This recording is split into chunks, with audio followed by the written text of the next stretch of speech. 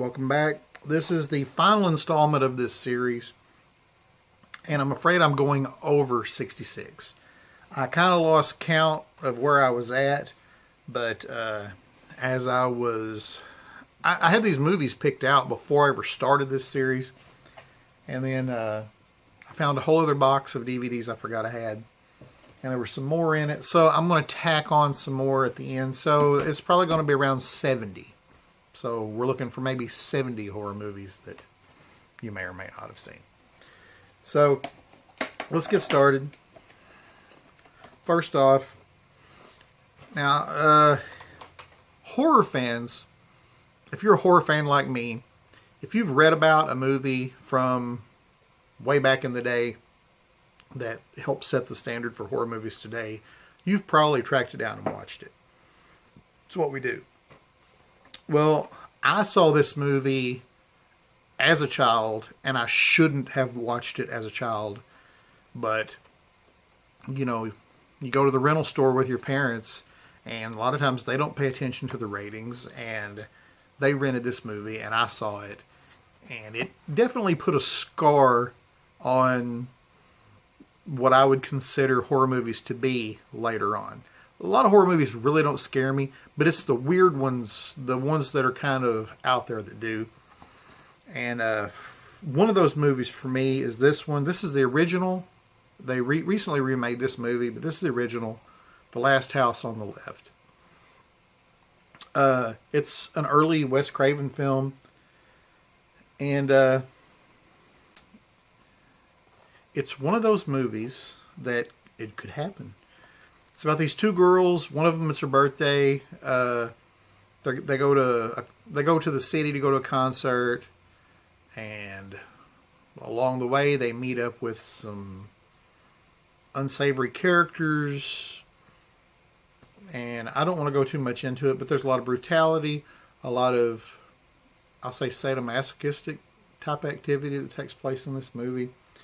But when it's over and done, it's kind of a happy ending, I guess. But now this film is originally based off of a Norwegian film.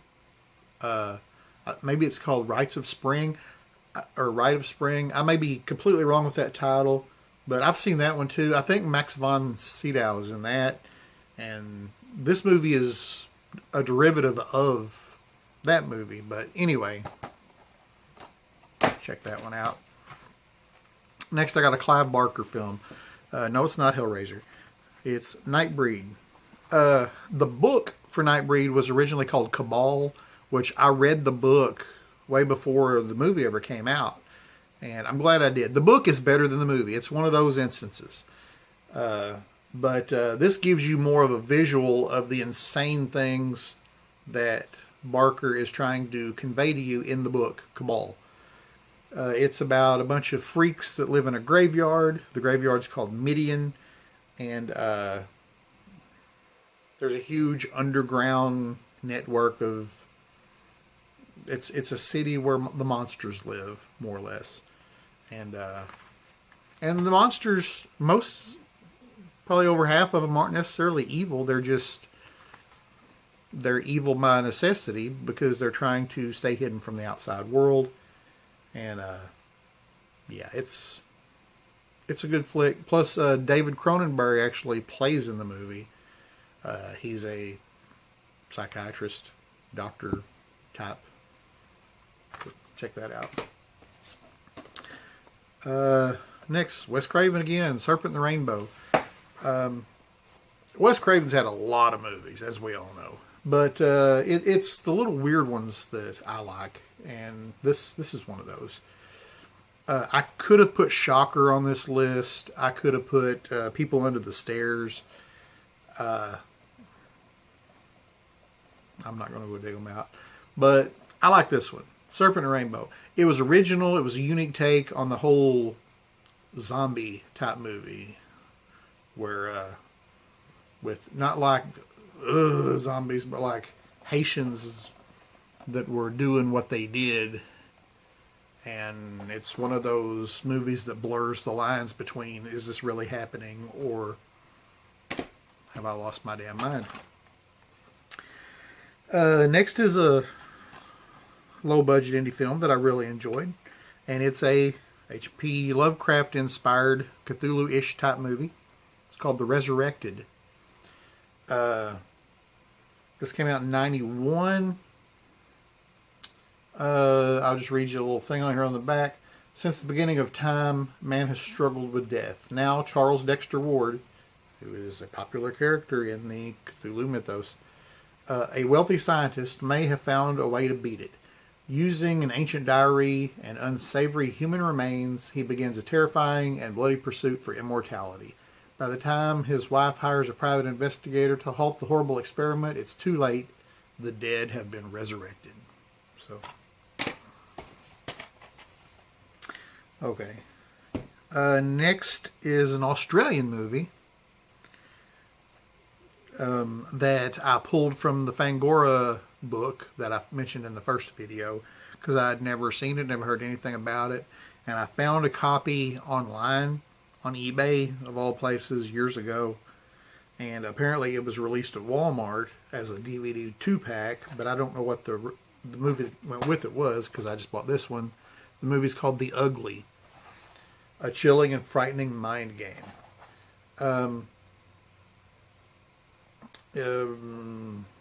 It's a Trimark film in association with the New Zealand Film Commission. So, written by Scott Reynolds and directed by Scott Reynolds. The Ugly is a movie about this guy. And well, here, I'll just read this.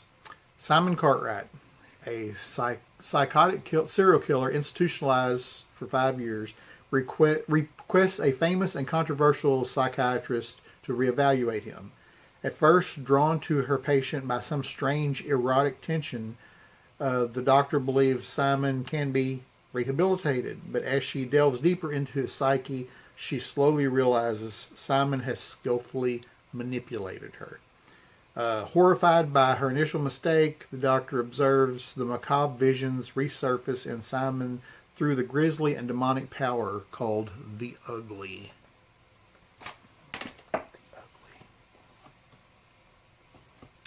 Here's another Aussie flick. This one did make it big in the States for a little bit, but I'm going to show it anyway. Wolf Creek. I believe a couple other movies came off this one as well. Not since the original Texas Chainsaw Massacre has terror felt so real. Now, this is the unrated version. One of the greatest horror films of the last 25 years, so says Quentin Tarantino. As real as horror gets, says Robert Rodriguez.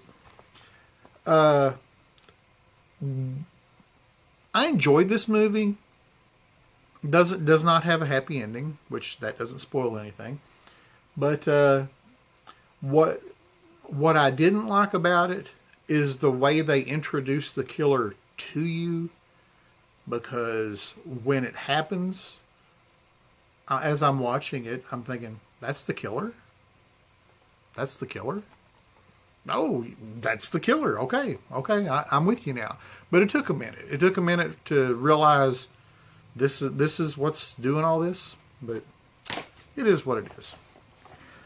Okay, next, I'm going to show a trauma film.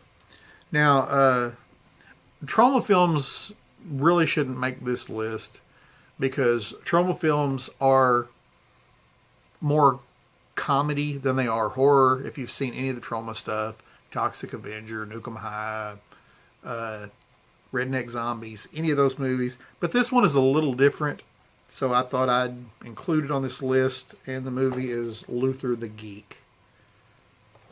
The director's cut. A movie with a foul bite.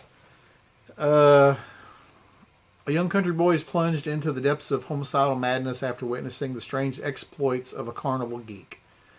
That's all I'm going to tell you about it. It's a grim, unsettling, and intensely made flick. Luther the Geek.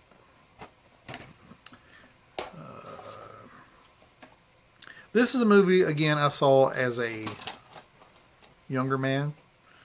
When did this come out? I want to say 70s. I don't recall. But the movie is The Sentinel. She's living in the gateway to hell. It's about this woman who's a nun who moves into this apartment building that there's a lot of strange characters that live in this building. And I don't want to say too much about it. There's a masturbation scene that takes entirely too long. Well, here. It includes Martin Balsam, Jose Ferrer, Christopher Walken, Chris Sarandon, Ava Gardner, Arthur Kennedy, Burgess Meredith, Sylvia Miles, and William Hickey, plus a bunch of other people. If you've seen the Chevy Chase vacation movies, Beverly D'Angelo, I believe, I may need to go back and check, but I think Beverly D'Angelo is in this, and there's a pretty intense masturbation scene that she's a part of. But aside from that, Helmet Diggy, if you're watching this and you say you had me at masturbation scene, you're my friend. But yeah, The Sentinel. Weird movie, and then it just gets scary as hell toward the end. So, there you go. And yeah, this video is going to run a little over because I've got just maybe 5 more to show and then I'm done. I think I've already hit the 66 mark, but I found these and felt compelled to show them just because. Zombie 2 by Mr. Fulci, Lucio Fulci. The reason it's called Zombie 2 is because in the United States there was already a movie called Zombie. So when they released this one, they had to change it to Zombie 2 for it to come over here. But actually, where it was released at, in Italy, whatever, it was released over there as Zombie. That was the original cover, that photo, because I remember that being on the VHS case. Zombie 2. I really like this one. If you want to see a zombie take a bite out of a shark, this is the movie. There's some really good scenes in this movie. And yeah, this is definitely a classic. Of my top 25 favorite zombie films, this is on that list. It may be in the top 10. So, Zombie 2. Okay. The next 4 movies I'm going to show, that's pretty much the list. The next 4 I'm going to show are all from the same director because I can't help myself when it comes to this guy. I have more movies by him, but these are the 4 that I found kind of off the top of my head. Yeah. I'm going to show the greatest horror movie of all time, my opinion, Suspiria. I've said it time and time again. This is an amazing damn movie, Suspiria. It was written as part of a trilogy. Although all 3 movies are different, they don't really tie in too well to one another. But this is one of the scariest movies of all time.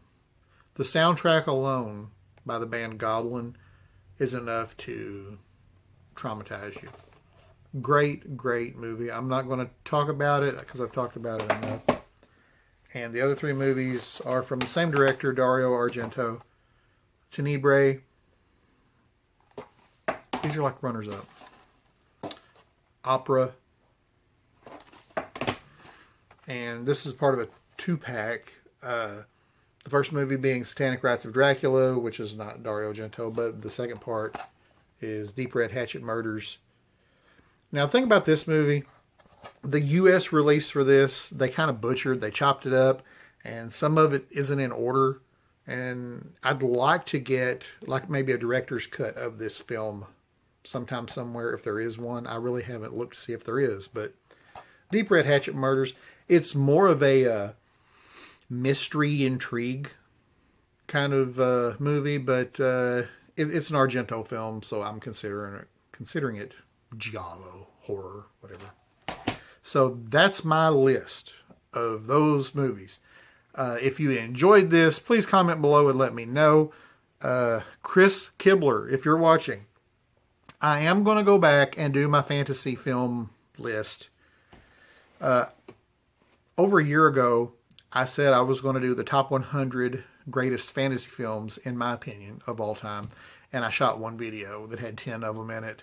And I tried to put them in order from number 100 down to number 1, which was not an easy task. But I still have my notes. I still have the movies.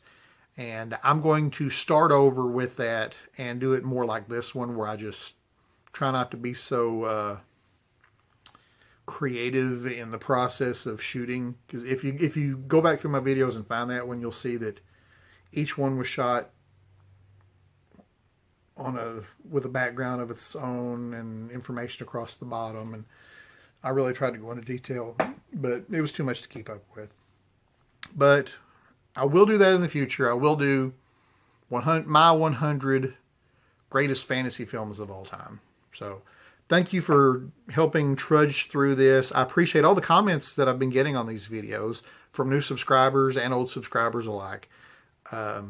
So once again, thank you for watching. Love you guys. Take care. We'll see you next time. Peace.